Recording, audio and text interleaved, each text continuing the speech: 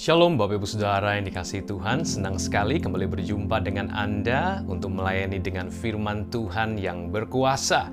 Mari kita lihat Roma pasal 8 ayatnya yang ke-13. Sebab jika kamu hidup menurut daging, kamu akan mati. Tetapi jika oleh roh kamu mematikan perbuatan-perbuatan tubuhmu, kamu akan hidup. Di sini Rasul Paulus menulis kepada jemaat Roma, namanya juga jemaat, berarti orang Kristen, sudah bertobat, sudah percaya sama Tuhan Yesus. Tapi aneh sekali, Paulus masih memberikan dua pilihan buat jemaat atau tanda kutip orang Kristen. Dia kasih pilihan yang pertama, kalau kamu pengen hidup, kamu harus hidup oleh roh. Tapi kalau kamu pilih mati, ya terus aja silakan hidup dengan perbuatan daging. Aneh, kita berpikir bahwa sekali saya selamat, selama-lamanya saya akan selamat. Oh, boleh saja kita beriman demikian, tapi iman itu harus disertai dengan perbuatan. Perbuatan yang Paulus ajarkan adalah seperti ini. Kalau kamu membiarkan dirimu terus-menerus dikuasai oleh perbuatan tubuh, kamu akan mati. Sekalipun di Roma pasal 6, Paulus sudah menjelaskan bagaimana orang Kristen sebetulnya secara status, secara rohani sudah mati dan dikuburkan bersama-sama dengan Yesus melalui baptisan. Dan baptisan itu Paulus katakan baptisan kematian. Tidak tahukah kamu bahwa siapa yang dibaptis, orang itu dibaptis dalam kematian Kristus. Tetapi ada sebuah tujuan dari baptisan itu. Di pasal 6 itu Paulus katakan supaya tubuh dosamu hilang kuasanya. Jadi dengan iman kepada kematian Kristus, dikuburkan bersama Yesus, dibangkitkan sebagai ciptaan baru bersama Yesus, Paulus berharap seharusnya orang yang baru bertobat itu lalu menjadi Kristen, orang itu sekarang punya kekuatan untuk mengalahkan dosa. Itu sebabnya dikatakan itu gunanya baptisan, supaya tubuh dosamu hilang kuasanya. Karena engkau sekarang ciptaan baru, Roh Kudus ada di dalam Anda. Nah, demikian juga di Roma pasal 8 ini ayat yang pertama, Paulus mengatakan, demikianlah sekarang tidak ada penghukuman bagi mereka yang ada di dalam Kristus Yesus. Tidak ada hukuman loh. Tapi kok Paulus masih di ayat 13 dia bilang kamu akan mati kalau kamu hidup menurut daging. Dengan kata lain, sekalipun secara rohani Anda dan saya dibebaskan dari penghukuman oleh karena kematian Kristus, oleh karena kebangkitannya kita jadi manusia baru, di mata Allah tanpa dosa, tidak ada penghukuman, tetapi tiap hari Anda dan saya masih harus memilih untuk dipimpin roh, supaya keselamatan tersebut dikerjakan oleh kuat kuasa Allah, bukan hanya oleh Anda sendiri, ya. Makanya Alkitab bilang, oleh roh kamu mematikan perbuatan-perbuatan tubuhmu, maka kamu akan hidup. Di sini butuh dua pribadi bekerja sama. Yang pertama, kamu harus melakukannya. Makanya dikatakan oleh roh kamu yang mematikan perbuatan daging. Tetapi kamu sendiri tanpa Roh Kudus nggak bisa. Roh Kudus sudah ada dalam kamu. Karena di Roma 6, orang yang percaya Yesus, mati bersama Yesus, bangkit bersama Yesus, jadi ciptaan baru. Kitab Yeskel bilang, Roh Kudus sudah ada di dalam orang tersebut. Kitab Roma juga, Paulus katakan, Roh Allah sudah dicurahkan ke dalam hati tiap kita yang percaya. Kasih Allah dicurahkan ke dalam hati kita yang percaya oleh Roh Kudusnya di dalam hati kita. Roh Kudus ada untuk menolong Anda dan saya mematikan perbuatan-perbuatan tubuh. Jadi jelas ya, tanpa Roh Kudus, Anda dan saya nggak bisa mematikan kedagingan. Tapi Roh Kudus juga nggak bisa melakukan apa-apa tanpa kerjasama dengan kita. Roh Kudus nggak akan paksa kita untuk mematikan daging. Kita yang harus mematikan daging dengan kuasa Roh Kudus. Roh Kudus sendiri tidak akan memaksa Anda untuk mengatasi dosa kalau Anda tidak minta tolong sama Dia. Kalau Anda dan saya tidak berdoa minta kekuatannya. Kalau Anda dan saya tidak pelajari firman Allah untuk Dia menguatkan Anda dengan perkataannya, maka Roh Kudus juga nggak bisa paksa Anda untuk mengatasi kedagingan. Nah, ini menarik sekali ya. Ada begitu banyak versi pengertian yang berkata bahwa sepenuhnya itu pekerjaan Allah. Keselamatan kita tidak ada kita andil sedikit pun. Saya setuju. Ketika orang diselamatkan, jelas Paulus katakan itu bukan oleh perbuatan kita. Itu sepenuhnya rahmat Allah, kasih karunia Allah. Tetapi setelah Anda diselamatkan, Anda dan saya jadi manusia baru. Tuhan ingin kita bertumbuh. Rupa Kristus nyata. Kita harus mengambil keputusan-keputusan dari free will, kehendak bebas kita yang seturut pimpinan rohnya. Kita tidak lagi hidup di bawah huruf-huruf hukum Taurat. Tetapi dengan pimpinan Roh Kudus, buahnya akan sama. Disebut buah roh. Itulah ketaatan, itulah karakter Kristus di dalam hidup Anda dan saya. Jadi jelas sekali ya, butuh kerjasama Roh Kudus dan Anda untuk bisa mematikan perbuatan-perbuatan tubuh. Nah, perbuatan-perbuatan tubuh itu apa saja? Galatia 5 ayatnya yang ke-18. Akan tetapi jikalau kamu memberi dirimu dipimpin oleh roh. Sekali lagi ya, oleh roh kamu mematikan perbuatan tubuh. Jadi kita harus memberi diri kita dipimpin oleh roh. Bukan kita yang ngotot memimpin Tuhan. Tuhan yang memimpin kita ya. Nah, kalau kita memberi diri dipimpin oleh roh, artinya kita meletakkan diri kita di bawah otoritas Roh Kudus, Tuhan, firman Tuhan, maka kamu tidak hidup di bawah hukum Taurat. Anda dan saya tidak lagi di bawah hukum Taurat. Dengan kekuatan kita berusaha taat sama hukum Taurat. Tidak. Roh Kudus yang memimpin kita untuk menghasilkan apa? Perhatikan, ini perbuatan daging yang bisa kita bunuh kalau Roh Kudus memimpin kita. Perbuatan daging telah nyata, yaitu percabulan, kecemaran, hawa nafsu, penyembahan berhala, sihir, perseteruan, perselisihan, iri hati, amarah, kepentingan diri sendiri, percideraan, roh pemecah, kedengkian, kemabukan, pesta pora, dan sebagainya. Terhadap semuanya itu kuperingatkan kamu, seperti yang telah kubuat dahulu, bahwa barang siapa melakukan hal-hal demikian, ia tidak akan mendapat bagian dalam kerajaan Allah. Jelas Paulus bilang ini penting. Aku pernah peringatkan kamu dulu, sekarang aku peringatkan lagi. Siapa yang masih melakukan kedagingan ini, tidak bisa masuk surga. Kalau nggak masuk surga, berarti tempatnya di neraka. Jadi jelas, ini warning buat orang Kristen. Bukan non-Kristen. Non-Kristen jelas-jelas nggak punya jaminan keselamatan di dalam Kristus Yesus untuk bisa masuk surga. Ini orang Kristen yang sudah punya jaminan keselamatan. Masih harus dipimpin roh untuk mematikan kedagingannya ya. Tetapi buah roh, artinya kalau kita dipimpin roh, maka buahnya begini: kasih, sukacita, damai sejahtera, kesabaran, kemurahan, kebaikan, kesetiaan, kelemah lembutan, penguasaan diri. Tidak ada hukum yang menentang hal-hal itu. Perhatikan ayat 24. Barang siapa menjadi milik Kristus Yesus, ia telah menyalibkan daging dengan segala hawa nafsu dan keinginannya.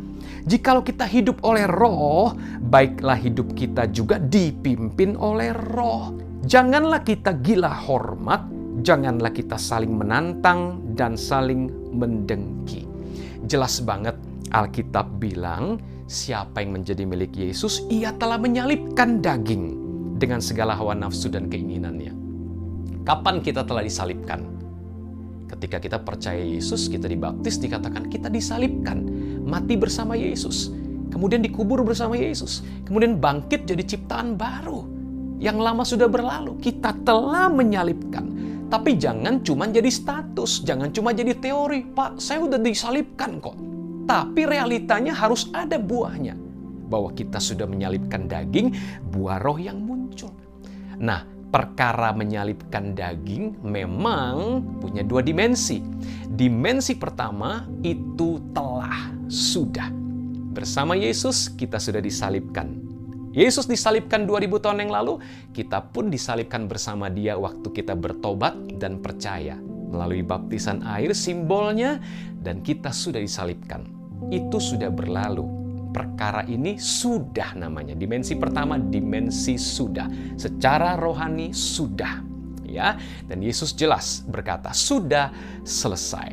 Namun ada dimensi sekarang, yaitu sedang. Sesuatu yang merupakan wujud atau manifestasi dari yang telah dikerjakan oleh Yesus di kayu salib.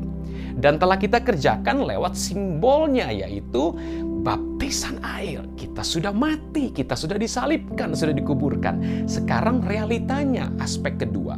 Ya, sisi kedua, dimensi kedua, yaitu sekarang kita harus berusaha sungguh-sungguh, kata Petrus, mematikan kedagingan, menambahkan pada imanmu, kalau ke bahasa Petrus ya, kebajikan, kesalehan, kasih, dan seterusnya.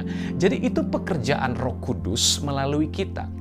Dan kita nggak bisa melakukan tanpa Roh Kudus. Roh Kudus nggak bisa melakukan tanpa kita menyerahkan diri tiap hari untuk dipimpin oleh Roh. Kita perlu serahkan diri kita. Nah, dalam hal ini kita serahkan diri kita. Gimana caranya? Cara praktis kita serahkan diri pada Roh Kudus. Of course, number one, pertama adalah kita berdoa.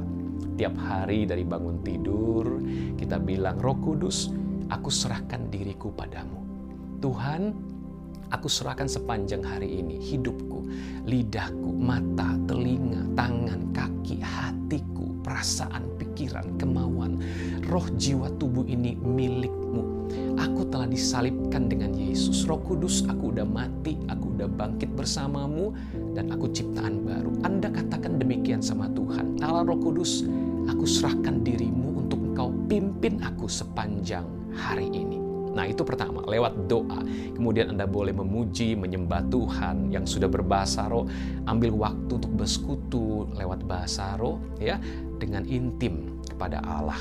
Ya, nah saya suka melakukan ketika sambil jogging misalkan di dalam rumah, ya. Kadang-kadang di luar juga sambil pelan-pelan berbahasa roh. Tapi di dalam rumah saya lebih bebas. Muji nyembah Tuhan sambil lompat jingkrak-jingkrak, ya, angkat tangan, tepuk tangan sendiri, bahasa roh lagi. Asik banget tuh bareng-bareng Tuhan joggingnya, ya. Nah, itu cara saya untuk oleh roh mematikan kedagingan. Prinsip pertama, menyerahkan diri lewat doa dan penyembahan tadi. Pimpinlah aku Roh Kudus hari ini. Aku serahkan hidupku padamu. Aku memang udah mati bersama Yesus, tapi aku pengen tiap hari mematikan kedagingan ini sampai rupamu makin nyata tiap hari.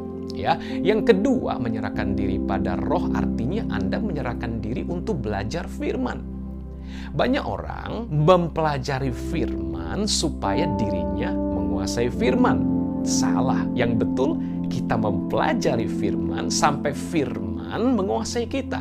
Kenapa penting firman menguasai kita? Karena Yesus bilang begini dalam Yohanes pasal 6, ayatnya yang ke-63, Alkitab bilang begini, rohlah yang memberi hidup, daging sama sekali tidak berguna. Perkataan-perkataan yang kukatakan kepadamu adalah roh dan hidup. Jadi perkataan yang Yesus omong, artinya firman Tuhan ini adalah roh dan hidup. Kalau kita bilang kita menyerahkan diri kepada roh untuk roh pimpin kita sehingga buah roh muncul, kedagingan mati, maka hal kedua, hal praktis kedua yang perlu kita latih tiap hari adalah serahkan diri pada perkataan Tuhan. Tuhan, firman-Mu apa? That's why Anda dengan rutin, dengan sengaja mendisiplin diri untuk baca firman. Ya, saya ingat Smith Wigglesworth yang dipakai Tuhan luar biasa sampai bangkitin orang mati, orang nggak punya kaki, tumbuh kaki waktu dia suruh masukkan kakimu ke sepatu itu, tumbuh kaki. Ya, saya nggak bicara soal mujizatnya saja, tapi Smith juga punya karakter yang terus bertumbuh semakin serupa Yesus, makin sabar, dia nggak mata duitan, dia karakternya juga makin baik, ya, dia makin mengasihi jiwa-jiwa, mengasihi Tuhan, taat hidup dalam kesederhanaan, kekudusan, betul-betul.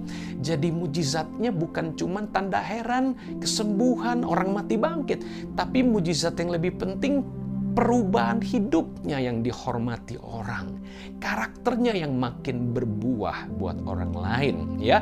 Di situ dia katakan, aku tidak akan membiarkan 15 menit pun berlalu tanpa membaca Alkitab. Dia selalu punya Alkitab kecil Perjanjian Baru di sakunya, Alkitab saku. Dan dia bilang, kalau ada orang temukan aku tidak bawa Alkitab ini, aku kasih kalian 1 pound sterling. Itu zaman dulu lumayan, 1 pound itu berapa ya? Bisa dihitung sendiri, 1920-an, 1930-an kurang lebih. Jadi ini menginspirasi kita. Bagaimana pentingnya kita luangkan waktu baca firman. Renungkan terus, karena iman timbul dari pendengaran akan firman. Kadang-kadang kita merasa, Tuhan kok nggak jawab doa kita, kok hidup saya nggak berubah-berubah, entah itu keuangan, sifat kita, atau keadaan sekitar kita, penyakit yang kita idap, dan apapun juga. Padahal kuncinya sederhana, iman timbul dari pendengaran akan firman. Kalau kita nggak luangkan waktu memberi diri kepada firman, bagaimana bisa iman itu muncul? Ya, buat orang yang terus renungkan firman, iman itu rasanya begitu mudah untuk percaya Tuhan, percaya hal-hal ajaib yang Tuhan janjikan.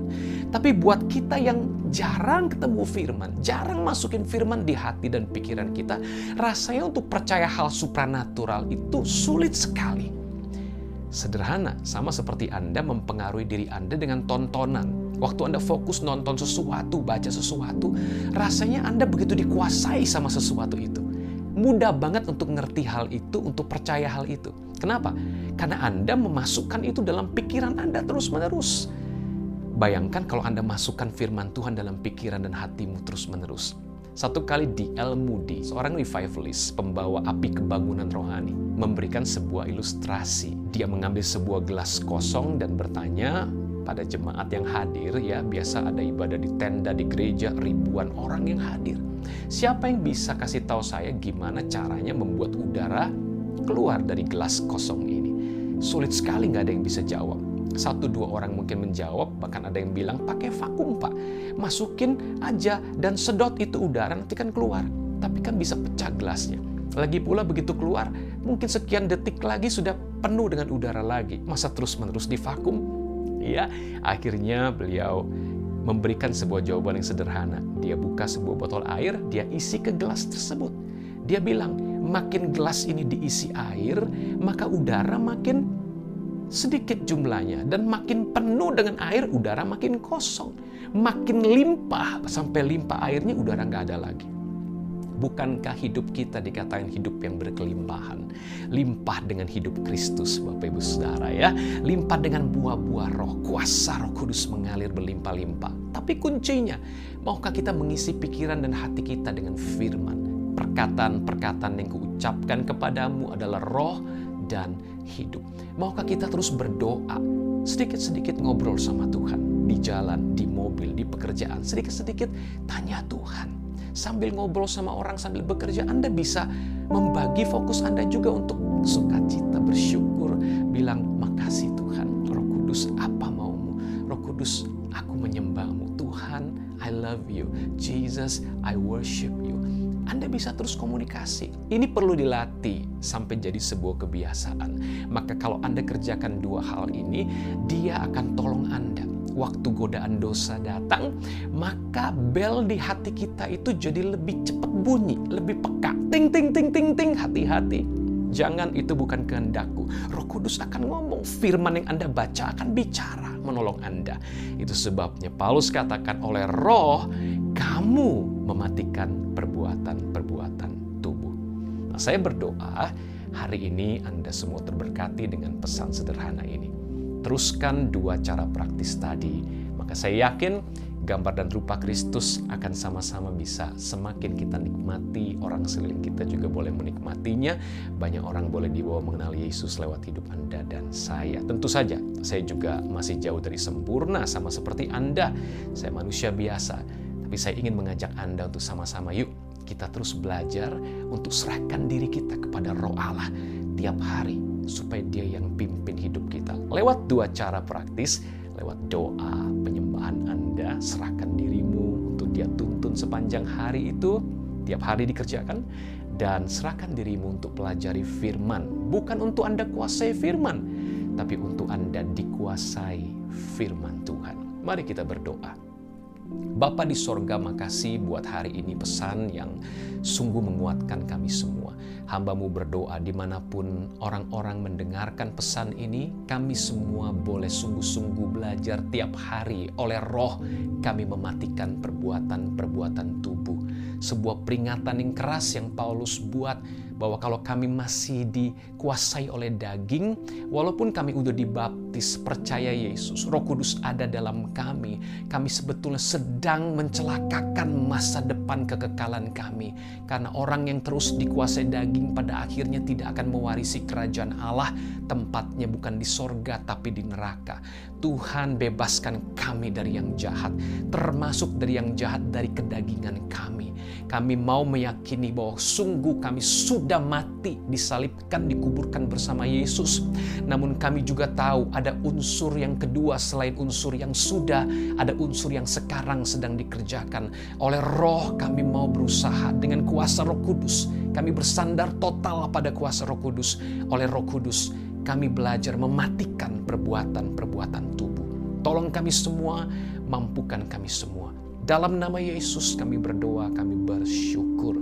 Yang setuju percaya sama-sama kita katakan amin. Tuhan Yesus memberkati.